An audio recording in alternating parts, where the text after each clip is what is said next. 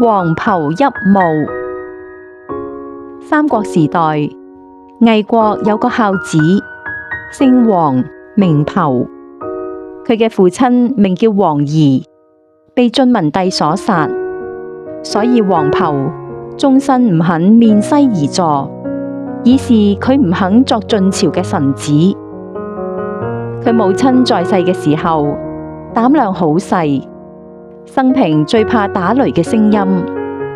後嚟母親去世啦，佢就將母親埋葬喺山林裏面安靜嘅地方。一碰到風雨打雷嘅天氣，黃袍就不避風雨，立即奔跑到母親嘅墓前，一邊跪拜，一邊淚吟吟嘅喊住話：兒子黃袍喺呢度陪伴母親，請母親安心，唔好害怕。有一次，黃袍攀喺墳前嘅柏樹上面哭泣，眼淚落到樹上，柏樹竟然就枯死咗。黃袍讀詩經，每逢讀到哀哀父母，生我劬勞呢幾句話，一定流住眼淚，反反复复嘅讀誦。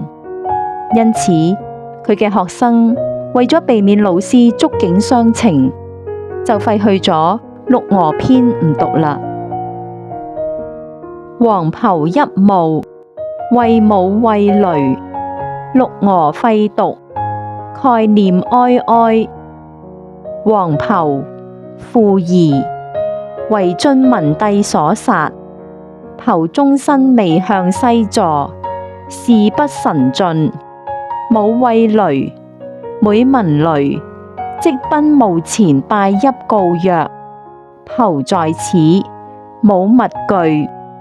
常攀墓前柏樹號泣，淚着樹，樹為之枯。